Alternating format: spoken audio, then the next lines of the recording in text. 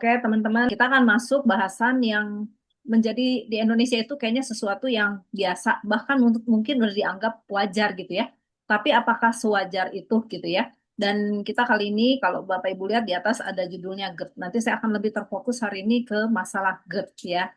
Nah, pertama-tama saya mau menjelaskan dulu tentang sebetulnya kalau berbicara masalah lambung, pasti identiknya dengan asam lambung yang meningkat gitu ya, asam lambung yang terlalu banyak gitu.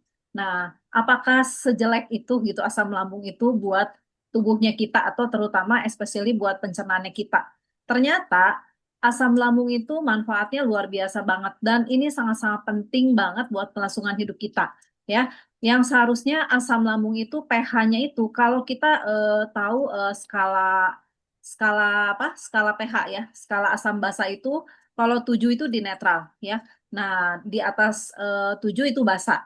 Nah, di bawah itu termasuk asam. Nah, tapi khusus untuk asam lambung, dia kita harus berada di pH asam lambung itu di 1,5 sampai 3,5. Jadi itu sangat-sangat asam banget gitu ya.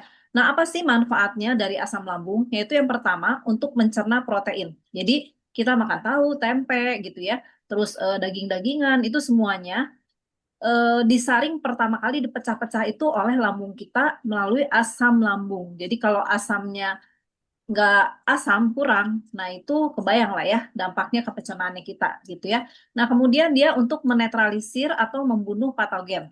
Ya contoh yang termasuk patogen itu bisa bakteri, virus, jamur gitu ya. Nah apa kalau yang dilihat paling simpel adalah contoh nih ya, ada orang-orang yang kalau makannya agak sedikit jorok gitu ya, kurang bersih lah, misalnya jajanan di pinggir jalan sebagainya. Nah, orang tersebut baik-baik aja. Itu karena apa? Karena ada patogen yang menetralisir, tapi dengan catatan asam lambungnya harus benar-benar asam, ya.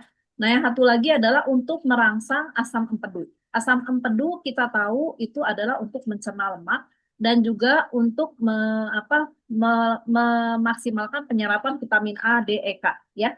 Nah, asam empedu itu baru keluar yang dihasilkan oleh liver kita itu dengan catatan pH lambungnya kita itu asam. Ya, asamnya seperti ini tadi, ya. Jadi dari sini teman-teman sebenarnya udah bisa lihat bahwa kita jangan anti dengan apa yang namanya asam lambung. Kita kenalan dengan asam lambung gitu ya. Ternyata asam lambung itu manfaatnya itu benar-benar manfaat yang urgent banget buat tubuhnya kita, ya.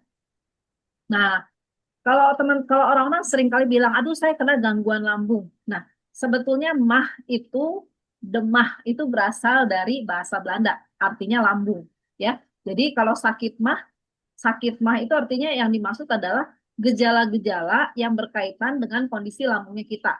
Nah, ini ada beberapa masalah yang berkaitan dengan lambung kita, yaitu pertama dispepsia. Dispepsia itu bisa fungsional, bisa dari apa ya? Ada dua gitu intinya ya.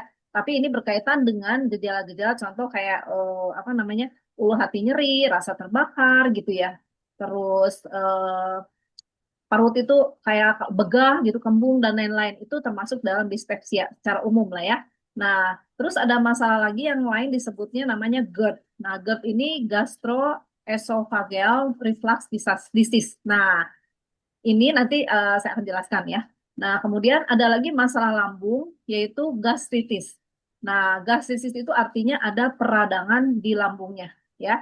Nah, tapi kalau gastritis itu atau peradangan itu dibiarkan terus-menerus, nanti dia akan menjadi luka di lambung, yaitu peptic ulcers ya. Nah, kemudian ada masalah lagi irritable bowel syndrome. Kemudian ada masalah inflammation bowel disease ya. Nah, jadi itu masalah-masalah yang berkaitan dengan lambung ya, kurang lebih seperti itu. Nah, tapi hari ini kita akan bahas yang berkaitan dengan GERD ya. Oh ya, oke. Nah, kebanyakan orang kalau punya masalah lambung, pasti dia buru-buru umumnya gitu ya, mencari obat untuk netralin asam lambung ya.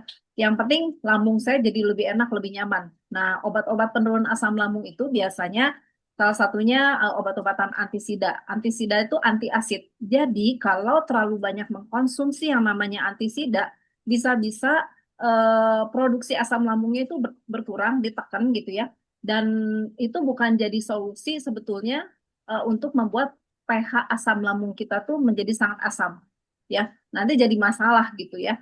Nah, kemudian ada PPI itu proton pump inhibitors untuk menekan sekresi atau produksi asam lambung. Kemudian ada obat-obatan yang menurunkan gerakan lambung. Nah, apakah ini jadi satu-satunya solusi? Yang penting lambung saya aman, atau justru nanti sebetulnya malah jadi masalah gitu ya dengan obat-obatan ini gitu ya, membuat asam lambung kita akhirnya pH-nya tidak sesuai dengan pH yang diharapkan kondisi lambung yang normal ya. Nah, jadi kita keep dulu ya ini apakah menjadi solusi atau enggak. Nah, kemudian yang tadi saya bilang di awal, saya akan fokus kepada masalah GERD ya. Nah, apa sih GERD? Kita perlu sama-sama ketahui dulu ya, karena kebanyakan orang saya GERD gitu ya. Tapi apakah benar GERD atau tidak gitu ya? Nah, GERD itu adalah kondisi di mana itu terjadi naiknya isi makanan. Jadi waktu kita isi makan tuh isi makanan beserta asam-asam lambungnya itu naik sampai ke kerongkongan dan melewati katup LES, yaitu lower esophageal sphincter ya. Ini kalau teman-teman lihat nah di sini nih ada katupnya di sini. Nah, normalnya kalau kondisinya normal, kondisi lambung yang lagi terisi makanan itu harusnya ini tertutup gitu ya. Nah, jadi apa sih yang menyebabkan kondisi ini terjadi dan apa sih gejalanya? Kita sama-sama lihat ya. Nah, gejala pada umumnya yang dirasakan oleh orang-orang yang punya masalah GERD adalah rasa terbakar di dada, gitu ya. Memang itu bisa saru dengan jantung, gitu ya. Tapi kalau yang ini tidak akan menimbulkan sampai kematian sih teman-teman kalau masalah heartburn ini, gitu ya. Nah, kemudian regurgitasi itu berkaitan dengan orang yang kayak pengen maaf ya. Nah, ini apa kayak sendawa gitu ya. Kalau regurgitasi itu jadi gini, kalau kayak sendawa gitu ya, semacam kayak gitu. Nah, kemudian terus disfagia itu adalah kesulitan menelan. Kesulitan menelan itu contohnya kalau saya nggak tahu ada nggak yang pernah merasakan waktu kita menelan sesuatu seperti ada ngeganjel di sini gitu. Kayak nggak enak aja gitu di sininya. Nah, itu salah satu GERD. Nah, kemudian di sini ada sendawa. Oh, ini regurgitasi ini eh sebentar ya, nanti saya infoin lagi. Saya lupa, ntar. Nah, kemudian rasa mual dan batuk kering yang kronis. Batuk kering kronis itu jadi kok teman-teman ngalamin batuknya udah sebulan, 2 bulan kok nggak sembuh-sembuh dan batuknya kering. Nah, dan bukan karena infeksi dan yang lain-lainnya, bisa jadi itu karena salah satu pertanda kita mengalami yang namanya GERD ya. Kemudian suaranya serak, terus udah gitu nafasnya bau gitu ya. Nah, nanti saya ini lagi ya. Jadi regurgitasi itu adalah waktu rasa di lidah itu ada asam, ada pahitnya. Terutama itu terjadi waktu kita bangun tidur gitu. Jadi waktu kita bangun tidur di lidah itu berasa kayak ada asam, ada pahit kayak gitu ya. Nah, itu salah satu ciri-ciri gejala GERD. Nah, seseorang itu dikatakan mengalami GERD itu kalau mengalami berapa gejala. Satu atau dua gejala dari ini aja itu udah bisa disebut sebagai orang tersebut lagi mengalami gejala GERD ya. Nah, sampai situ mungkin teman-teman bisa sambil mikir-mikir atau di keluarga kita atau mungkin kita sendiri ada yang ngalamin kenapa ya ini rasa apa. Nah, ini jadi udah bisa tahu gitu ya. Nah, GERD itu sendiri sebetulnya seringkali akhirnya banyak orang tuh bilang, gak banyak ya maksudnya, ada aja orang yang ngomong kayak gini, oh biar GERD-nya gak kambuh gitu ya, yang difokuskan adalah pemicunya. Ya, nanti kita akan sama-sama lihat pemicu dan akar masalahnya. Jadi kalau kita mengatasi satu masalah, satu penyakit, yang dilihat itu bukan pemicu gitu ya. Nah, pemicunya itu seringkali dibilang gini ya, kalau orang GERD itu, nah pemicunya itu adalah makanan berlemak tinggi ya. Kemudian goreng-gorengan, itu udah pasti lah ya. Terus makanan pedas, itu dianggap pemicu. Jadi biasanya orang GERD itu dilarang makan yang seperti kayak gini. Kemudian makanan asam, yang sifatnya asam termasuk buah-buahan asam. Buah-buahan asam ini adalah golongan sitrus ya, seperti jeruk lemon, jeruk bali gitu ya, perjerukan gitu ya, termasuk tomat kayak gitu. Nah, itu termasuk buah-buahan asam. Kemudian minuman berkarbonasi ya, ini teman-teman lihat seperti ini. Kemudian minum beralkohol, kopi, coklat, dan teh, terutama kopi ya. Kemudian bawang-bawangan. Nah, jadi biasanya kalau orang GERD itu bawang-bawangannya di sini bawang-bawangan mentah gitu ya. Karena saya pribadi suka sekali makan bawang mentah. Jadi kalau itu dilarang. Nah, tapi realitanya, kenyataannya ada kayak gini. Ada orang-orang yang makan makanan ini nggak ada masalah gitu kan. Nah, jadi artinya ini sebagai pemicunya gitu. Apa sih sebetulnya yang kita harus fokuskan adalah, nah ini ya, akar masalahnya dari si GERD. Kenapa sih seseorang itu bisa kena GERD? Yang pertama yaitu melemahnya katup LES-nya tadi, ya katup yang di sini tadi ya, yang harusnya kalau lambung penuh ya katupnya nutup gitu. Nah, tapi kalau lemah, makanya asam lambung bisa naik ke sini, ya melemahnya si katup tersebut.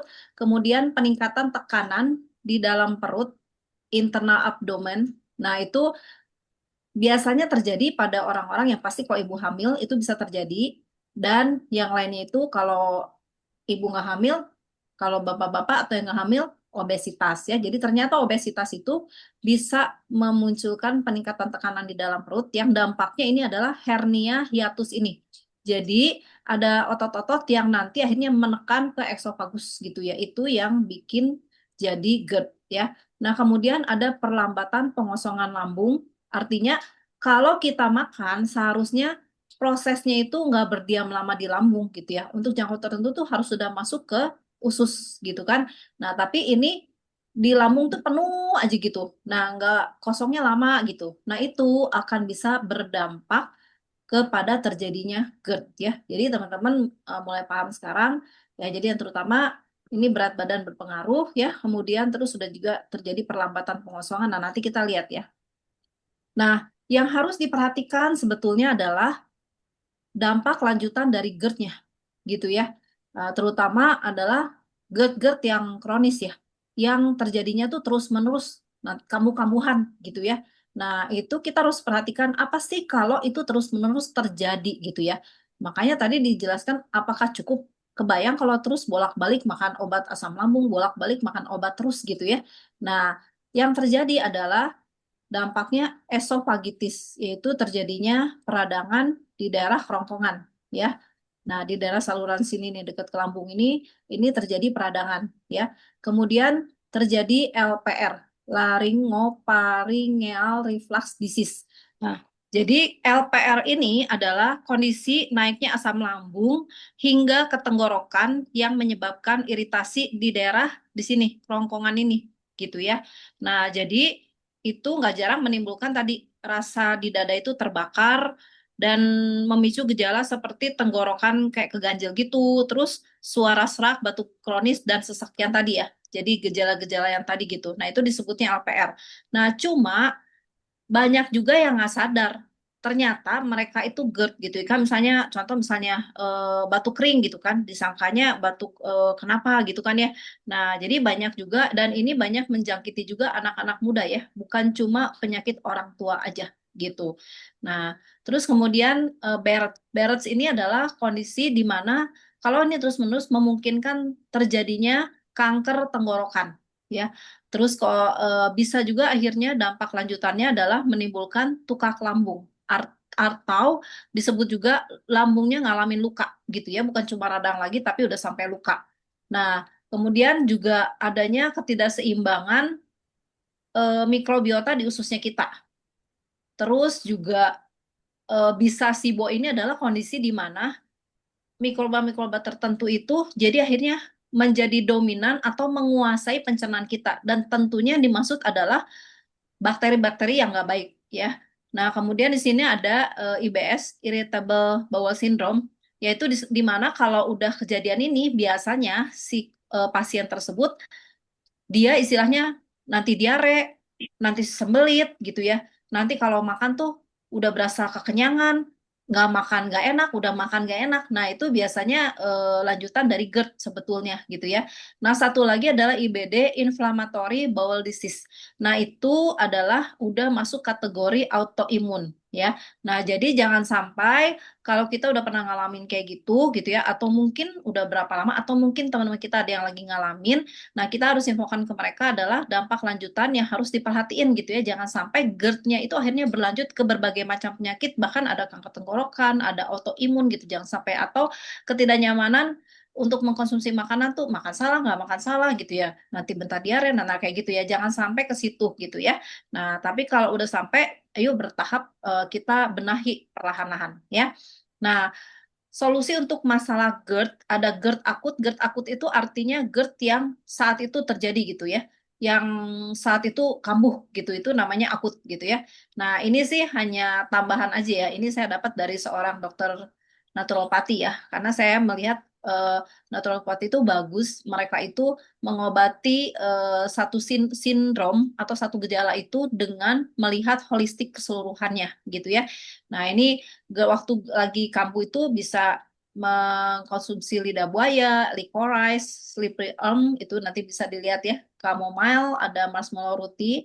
Nah, kemudian makannya sebaiknya makan yang tetap kita butuh serat, tapi sayur-sayur yang lembut gitu ya. Contohnya kayak wortel, timun, buncis, oyong, brokoli itu semua direbus, jangan makan mentah ya.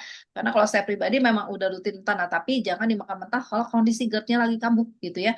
Kemudian protein-proteinnya lembut, yaitu ya ikan laut ya, lebih prefer ikan laut ya karena nutrisinya lebih banyak, lebih bagus. Terus unggas, ayam, bebek, sapi dimasaknya itu lebih lama sampai lembut banget. Kemudian tahu tempe juga. Dan eh yang nggak boleh lagi tuh buah buah non sitrus boleh ya, yang tadi udah sebutin. Kemudian bisa minum rebusan air jahe, air anget gitu ya. Ini semua apa kan kemungkinan GERD ini karena terjadi mungkin udah berulang-ulang bisa ada tadi peradangan-peradangan yang terjadi ya. Nah, kemudian nanti ada fase pemulihan ini. Jadi kalau GERD itu kalau beliau itu ngomong dari hari ke 1 sampai nanti hari ke hampir 2 minggu lah ya. Prosesnya itu jadi nanti udah proses mulai mendingan, masuk mulai ke prebiotik gitu ya, masuk mulai misalnya suka apel gitu, atau konsumsi dan lakukan pernapasan diafragma gitu ya. Jadi intinya waktu GERD-nya lagi kambuh, lagi akut, ya usahakan makan yang lembut-lembut gitu ya, jangan yang memicu asam-asam kayak gitu, gitu ya. Nah nanti saya akan akan kasih lagi yang lain yang mana yang kita bisa konsumsi gitu ya. Nanti fase yang terakhir setelah beres semuanya, nah ini probiotik udah pasti harus selalu masuk ya. Kemudian di sini ada magnesium, ada minuman jahe kalau misalnya teman-teman senang gitu ya, jahe tambah temulawak terus cuka apel campur air gitu ya, intinya seperti kayak gitu. Nah, dan tetap nanti ada maintenance secara umumnya. Nah, kalau untuk GERD yang kronis, jadi kebanyakan itu kan GERD-nya itu kronis ya, berulang. Bukti gini, aduh saya lagi kambuh GERD-nya gitu. Kadang-kadang suka kayak gitu ya. Saya punya satu konsumen juga kayak gitu ya, sampai masuk rumah sakit gitu. Tapi karena ketidakpahaman, akhirnya kebayang ya, sama medis barat dikasih obat-obat terus gitu. Padahal solusi buktinya tidak menyelesaikan masalah, GERD-nya kambuh terus gitu ya. Nah itu kita harus pertimbangkan gitu. Nah kalau untuk yang sering kambuh-kambuhan, nah ini overallnya ya teman-teman, makanlah makanan yang bernutrisi pastinya gitu ya. Nah, yang pasti konsumsi serat. Kalau GERD-nya lagi tidak kambuh, sayuran hijau oke gitu ya, dimasak, bisa nanti pengolahannya nanti ada di belakang ya. Pokoknya ada konsumsi serat sayuran hijau. Kenapa? Di sayuran hijau itu banyak mengandung magnesium.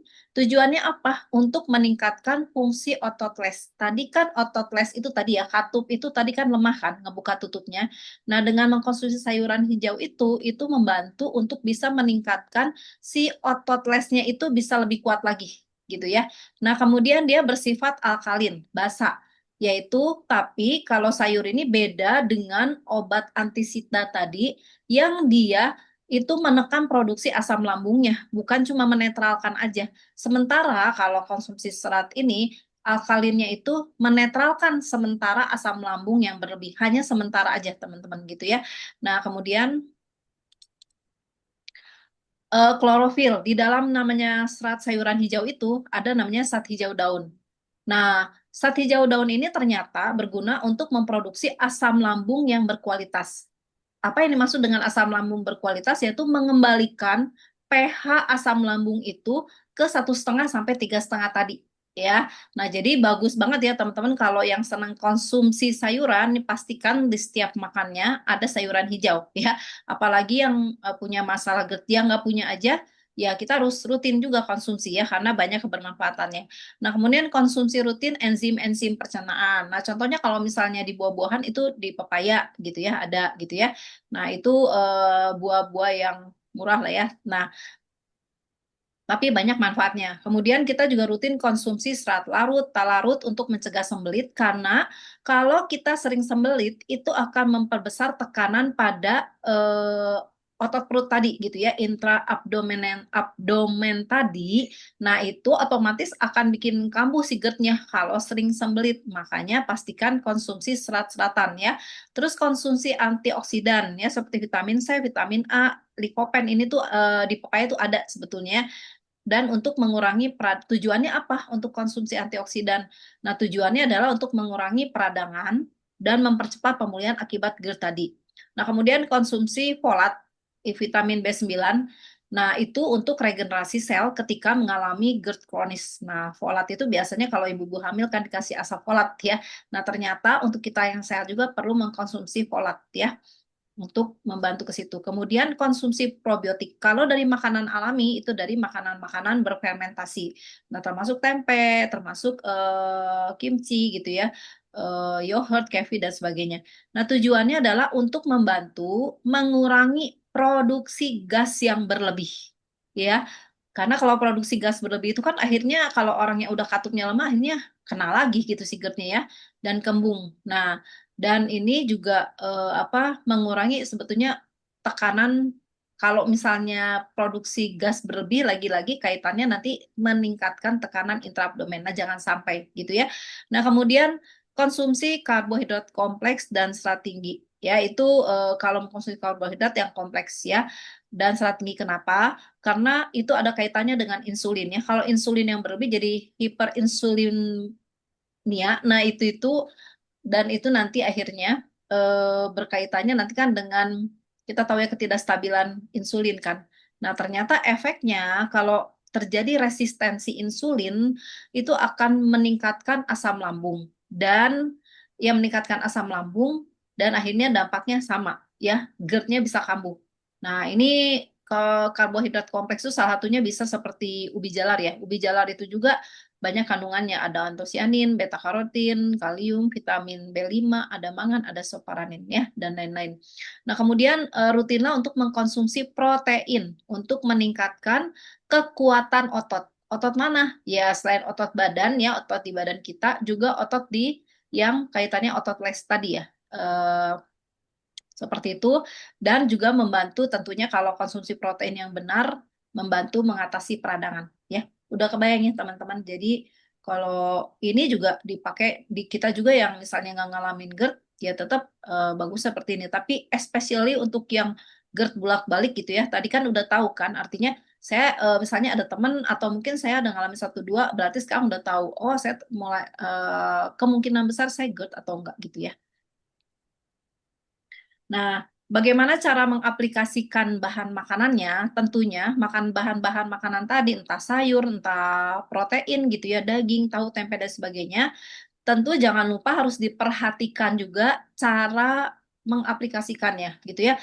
Jangan mentang-mentang tempe, pokoknya mah tempe, mau diproses kayak gimana juga nggak apa-apa gitu ya. Nah, itu juga akan berpengaruh. Jadi, perhatikan cara mengolahnya ya. Bisa ditumis, bisa dipanggang, tapi tidak dibakar ya. Kalau dibakar itu sampai hitam itu jadi malah nanti karsinogenik ya. Kemudian bisa dikukus, bisa direbus satu lagi ya, dan bisa dibuat sop bisa ya. Jadi pengolahannya itu dibuat istilahnya jangan terlalu dimasak sampai matang sampai gimana banget, pokoknya kurang lebih seperti ini.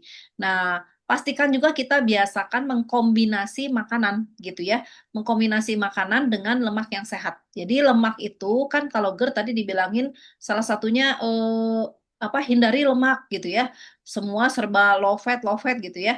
Nah, tapi ternyata kita tetap masih membutuhkan yang namanya lemak karena lemak di situ fungsinya adalah contoh kalau kita makan yang namanya wortel kayak gitu ya, ternyata saya juga baru tahu bahwa nggak cukup berdiri sendiri tuh wortel gitu ya. Harus dikombinasi dengan lemak sehat pastinya untuk membantu penyerapannya, untuk memaksimalkan menjadi nutrisi bagi tubuh kita gitu ya. Nah, jadi lemak-lemak sehat kita bisa kombinasikan Dan kita bisa kombinasikan juga dengan rempah-rempah yang alami gitu kan.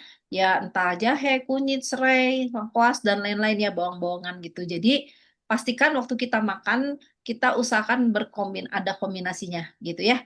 Nah, kemudian frekuensi makan. Nah, ini perlu diperhatikan ya. Frekuensi makan ini baiknya makan oke lah ya, makan 3 kali sehari ya. Kemudian kombinasikan dengan puasa.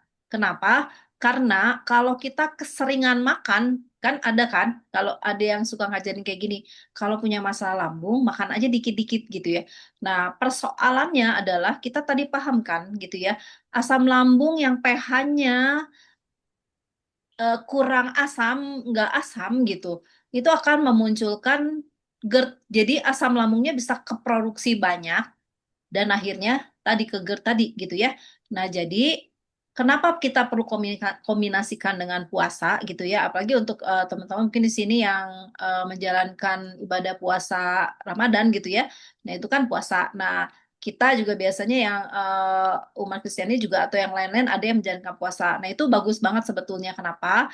Karena semakin sering makan akan bikin kualitas asam lambung menjadi makin jelek gitu, makin gak bagus, makin encer. Nah, itu dampaknya ya tadi asam lambung bisa jumlahnya tambah banyak gitu ya.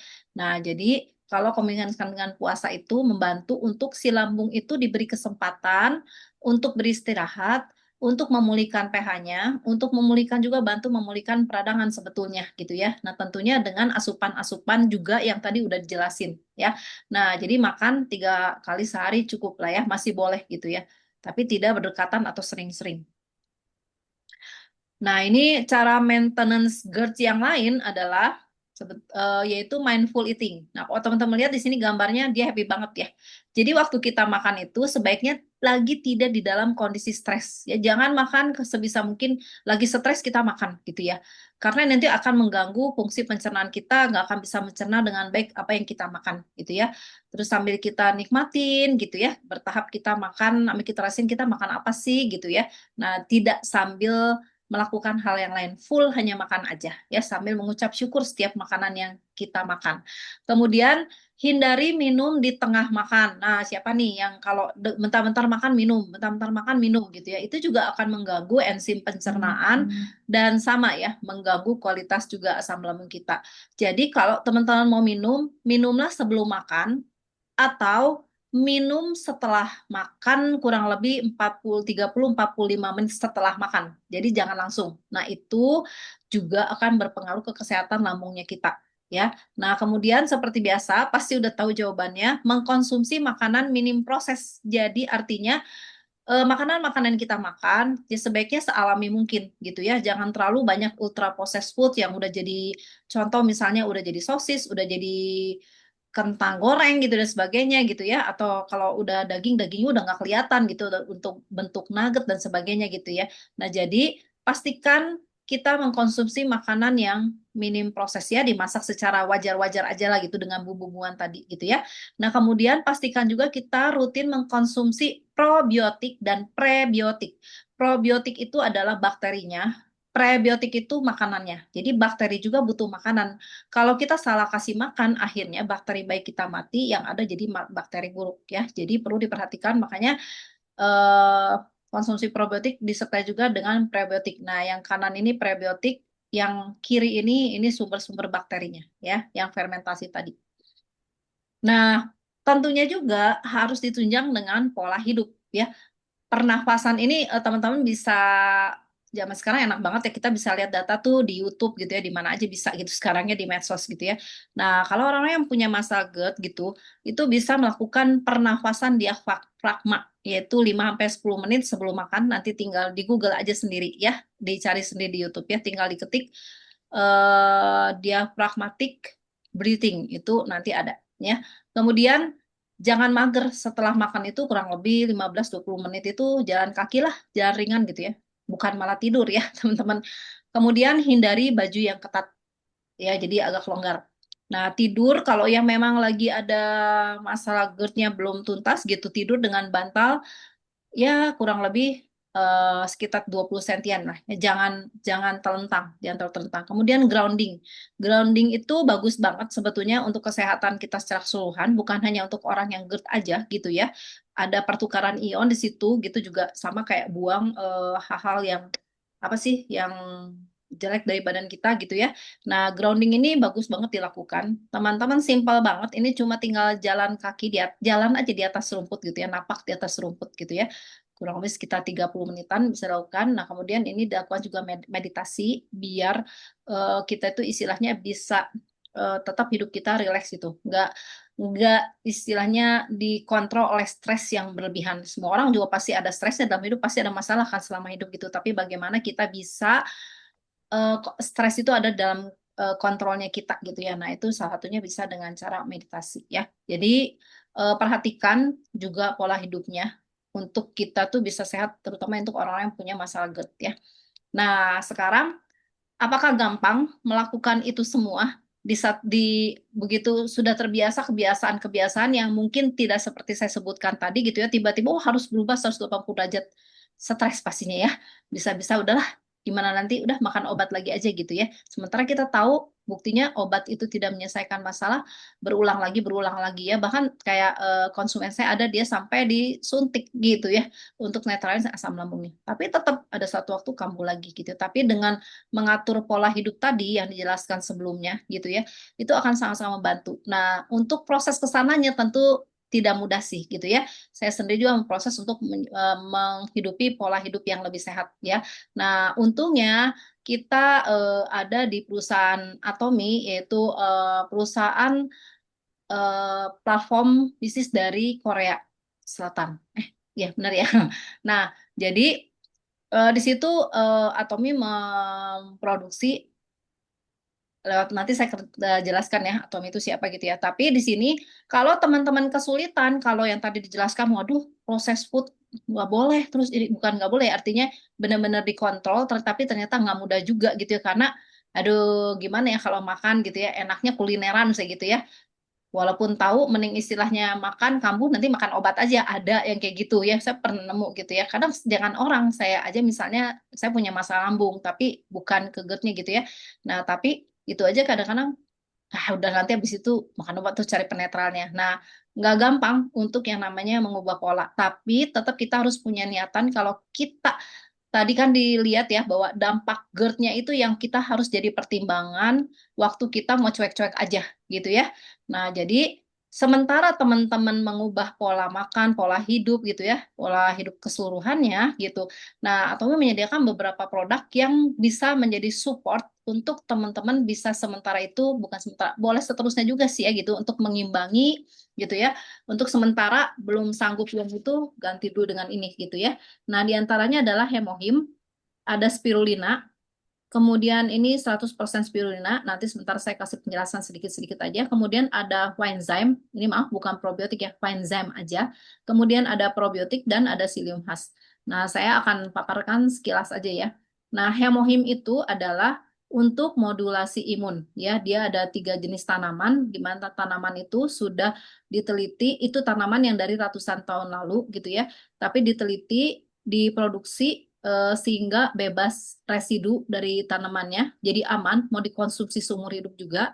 Nah, tapi yang terpenting adalah berkaitan dengan kesehatan usus pencernaan lambung kita tadi gitu ya. Karena kemungkinan orang yang GERD, apalagi kalau udah kronis, sudah terjadi sekian lama, berbulan, bertahun-tahun, kemungkinan mulai ada peradangan-peradangan terjadi. Nah, peradangan itu jangan sampai lebih lagi. Nah, itu bisa dibantu dengan hemohim, di mana hemohim itu untuk memodulasi imun kita gitu ya. Jadi imun kita diseimbangkan, nah sehingga peradangan-peradangan yang terjadi itu bisa diatasin ya. Selain itu juga dia juga membantu banyak karena sumber banyak penyakit itu kan dari imun yang bermasalah ya. Nah, kalau dilihat di sini dia udah masuk ke dalam jurnal medis, artinya sudah dunia kedokteran sudah mengakui gitu ya. Itu teman-teman bisa lihat di PubMed ya. Di situ apa aja sih? Ini ada kaitannya dengan saluran pernafasan, sumsum tulang, anti diabetes gitu ya. Kemudian infeksi saluran pernafasan, nah, ini sistem kekebalan tubuh tadi gitu ya. Orang yang radang juga biasa karena kekebalan tubuhnya juga bermasalah gitu. Kemudian anti obesitas, meningkatkan respon imun, radiasi, pengobatan tumor, resistensi radiasi, dan di sekitar kita juga radiasi banyak ya. Kemudian untuk morfologi ovarium, antitumor, peningkatan imunitas untuk lansia, eksperimen antiinflamasi. Nah, di sini secara jurnal medis sudah resmi ya bahwa dia bisa anti peradangan ya. Kemudian, nah di sini ada perbaikan mukosa lambung yang disebabkan oleh obat. Nah, jadi teman-teman tadi ya, kalau terlalu, misalnya bukan cuma obat lambung, obat-obat yang lain misalnya terlalu banyak, nah itu juga bisa membuat mukosa di lambung. Nah, dia sudah keluar, bahkan ada satu lagi jurnal medis itu yang berkaitan dengan orang-orang yang sudah mengalami tukak lambung. Dengan minum hemohim ini membantu banget untuk mengatasi peradangan atau luka, lebih ke luka yang ada di lambungnya teman-teman. Nah, jadi ini recommended banget ya kalau buat teman-teman yang udah bolak-balik GERD tapi nggak yakin ya kondisi di dalam sekarang gimana, rutin deh konsumsi si hemohim ini sambil pola hidup tadi ya. Nah, kemudian kalau spirulina, kenapa kita perlu spirulina? Tadi dikatakan kalau untuk orang GERD itu butuh namanya mengkonsumsi serat-seratan dan serat-seratan ya, sayur-sayuran hijau ya. Kenapa? Dari sayuran hijau itu dia ada apa, kandungan-kandungan yang tadi kita lihat yang berkaitan dengan otot di sini ya, otot di apa, di klepnya gitu ya. Terus kemudian berkaitan juga dengan asam lambungnya kalau memang kondisinya lagi jumlahnya kebanyakan, nah dia menetralkan walaupun sifatnya sementara. Nah, kalau teman-teman atau yang memang, aduh, kalau suruh makan sayur kayaknya berat banget ya. Kayaknya saya nggak suka banget. Nah, daripada akhirnya tidak mengkonsumsi sama sekali, nah teman-teman sementara ini boleh dijadikan sebagai salah satu tambahan asupan makanan teman-teman. Nah, kenapa disebut 100% spirulina? Karena di luaran sana spirulina itu apa, ada yang ada campurannya, nggak murni 100% tuh spirulina gitu ya. Dan ini tuh spirulina atomi itu keistimewaannya adalah karena dia tidak berbau. Spirulina ini kan dari ganggang air laut. Nah, yang namanya dari laut kan pasti hanyir ya gitu. Nah, kalau dari perusahaan lain kebanyakannya bau gitu. Kalau ini hanya kecium bau daun aja. Jadi udah bebas bau juga gitu ya. Dan kalau teman-teman lihat, ini bayangkan ya, makan 2 spirulina ini mewakili kebutuhan akan 18 asam amino ya, berkaitan dengan apa? Dengan protein ya. Makanya ini 70% tuh isinya protein. Tadi kalau Bapak Ibu dengar, protein itu dibutuhkan kan untuk mengatasi peradangan dan juga untuk menguatkan otot ya. Nah, jadi dengan mengkonsumsi spirulina ini buat yang sulit mengkonsumsi serat atau nggak yakin makan seratnya gitu ya, benar gitu ya. Nah, jadi boleh ditambah nih gitu ya. Ada 18 jenis asam amino, ada 15 jenis asam lemak, ya lemak sehat tentunya. Kemudian ada 13 jenis mineral. Nah, ini kok teman-teman lihat di sini mungkin kecil ya buat teman lihat di sini ada magnesium, ada mangan. Nah, ini salah satu yang bagus banget. Terus ada zinc juga yang bagus banget untuk kesehatan lambungnya kita gitu ya. Dan spirulina ini juga sebetulnya cukup banyak juga membantu orang-orang yang punya masalah lambung. Jadi lebih bikin nyaman ke lambungnya gitu ya. Nah, kemudian ini kalau dilihat juga ada beta karotennya sama seperti tadi, ada folik acid. Nah, ada folik acid itu yang tadi ya, yang ibu hamil pun minum itu gitu. Nah, ini ternyata di sini ada folik acidnya juga gitu ya. Ada beberapa macam vitamin B-nya juga gitu. Nah, kemudian di sini juga ada antioksidannya, yaitu ada beta karotin, ada klorofil. Ya tadi kalau teman-teman ingat, apa sih yang diambil dari sayuran hijau? Ya klorofil. Nah, di sini ternyata udah ada klorofil, ya. Kemudian ada pikosianin, ya. Kemudian ada SOD. SOD itu salah satu enzim yang ada dalam tubuh untuk menangkal radikal bebas. Ya, seperti itulah kurang lebih ya. Nah, jadi dengan mengkonsumsi spirulina secara rutin itu membantu teman-teman untuk mengatasi masalah GERD-nya juga ya. Kalau lihat di sini, teman-teman lihat kan ada, saya bacain aja ya, memperkuat resistensi insulin. Jadi berkaitan dengan gula darah juga bagus banget sih untuk mengkonsumsi spirulina ini ya. Gitu. Nah, jadi ini kalau yang susah makan sayur, udah tahu lah ya jawabannya, sementara ini ya dikombinasi ditambah spirulina. Kalau mau terus dilanjutkan juga nggak apa-apa ya. Ini ada 70%-nya terdiri dari protein. Oke. Nah, yang ketiga adalah ini dulu ya, sebentar loncat-loncat. Nah, yang ketiga itu adalah Finezyme ya. Finezyme itu teman-teman kalau tadi lihat kan ada yang masalah terkadang usus kita itu lambung kita itu nggak bisa langsung kosong, penuh aja gitu ya. Nah, kalau kalau lambung kita penuh, makanya nggak heran lapar aja bawaannya. Artinya pengosongan di lambung itu lambat. Nah, kalau mau kenyang itu di usus gitu ya. Nah, tapi karena karena tadi asam lambungnya kualitasnya udah nggak bagus, akhirnya banyak makanan yang nggak tercerna. Nah, makanya dibutuhkan sebetulnya enzim-enzim, salah satunya nih ya, dibutuhkan enzim pencernaan untuk membantu proses penguraian makanan atau pemecahan makanan di dalam lambung sehingga lambung kita cepat jadi lebih kosong.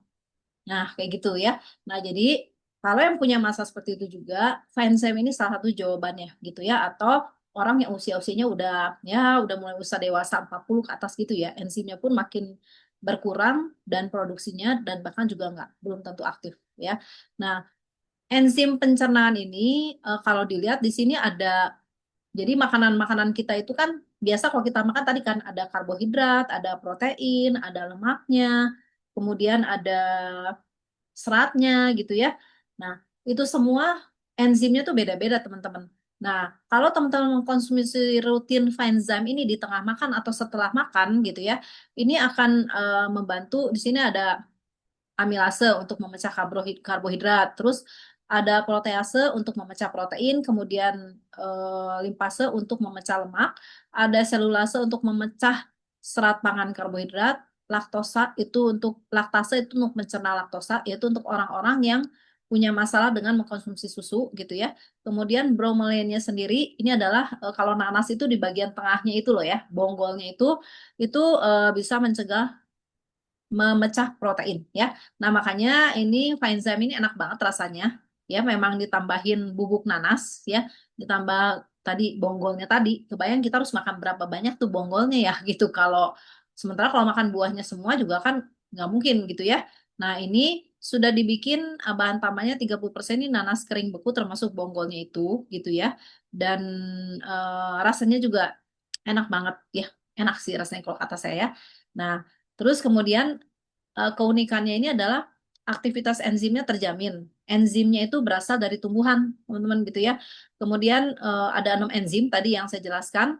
Kemudian ada 3 koenzim itu untuk mendukung aktivitas enzim. Jadi biar aktif gitu, itu udah diperhitungkan gitu ya. Jadi kalau makan sesuatu gimana aktif dan bisa dimanfaatkan tubuh. Nah, Atomy Fine udah memenuhi untuk itu gitu ya.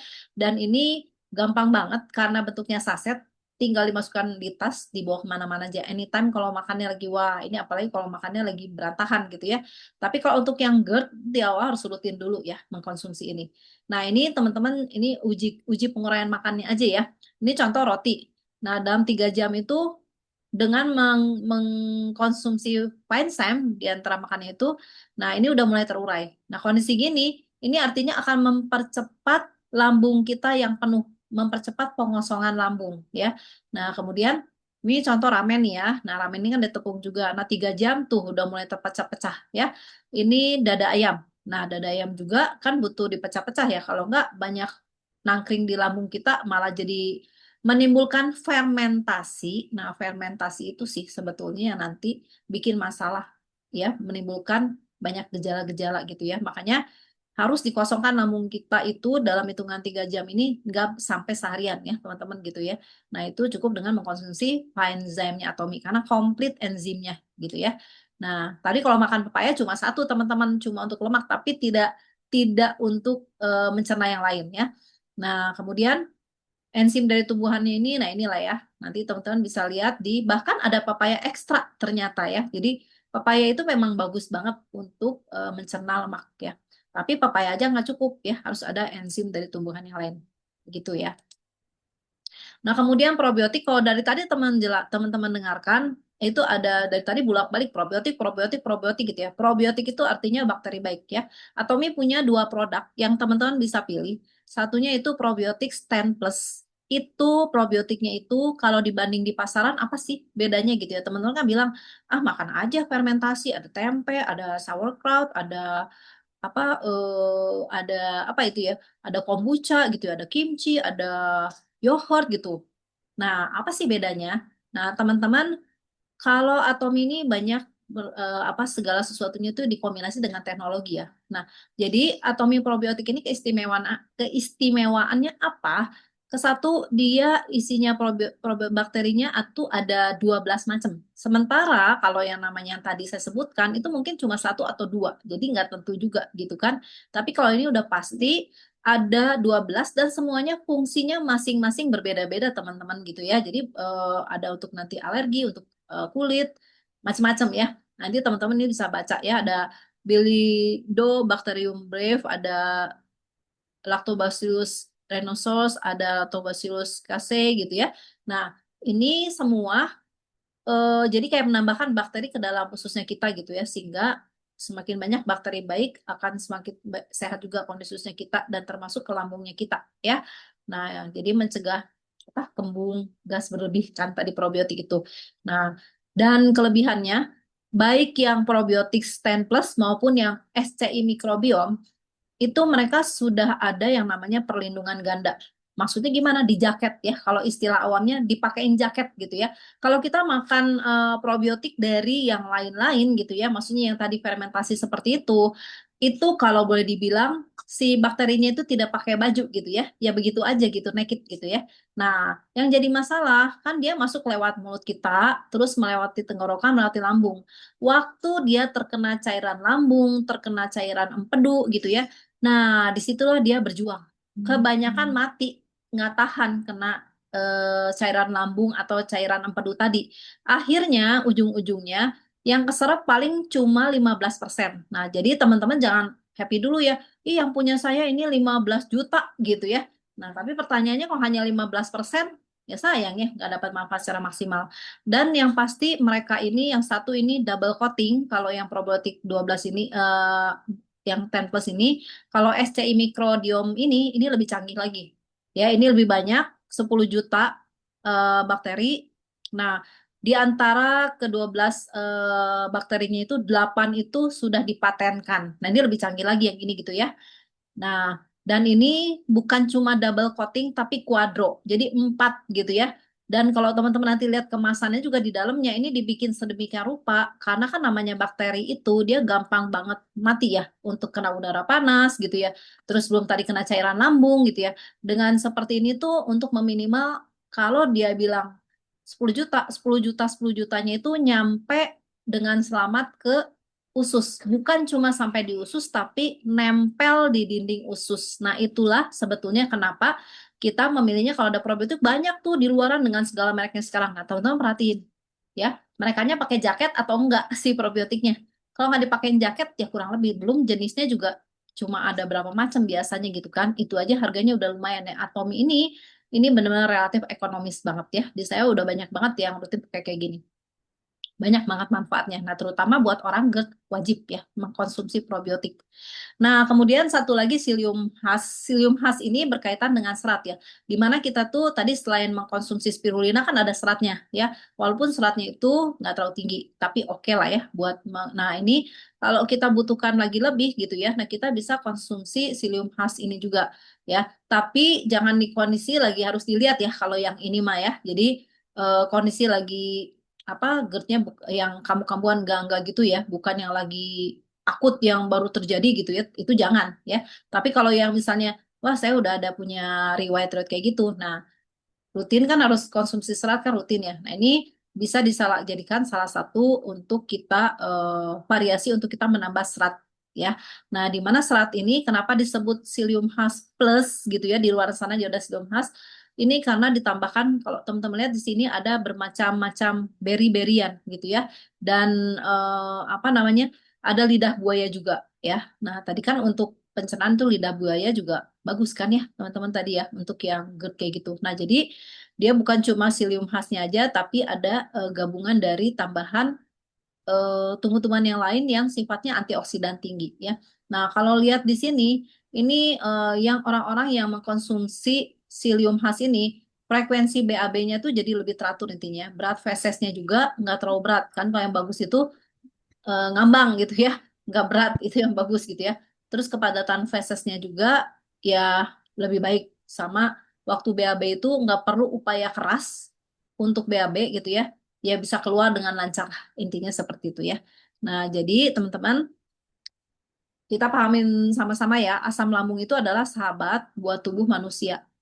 Ya, jadi jangan jangan ini lagi dengan aduh asam lambung, justru kita harus gimana caranya? Artinya kalau kita punya masalah lambung berarti asam lambung kita tidak di kondisi yang normal atau baik-baik aja. Nah, dengan cara-cara yang tadi itu akan membalikkan kondisi asam lambung kita jadi lebih pH yang kembali ke normal, pH yang asam harusnya. So jagalah dengan pola hidup sehat setiap hari. 구독, 좋아요 눌러주세요.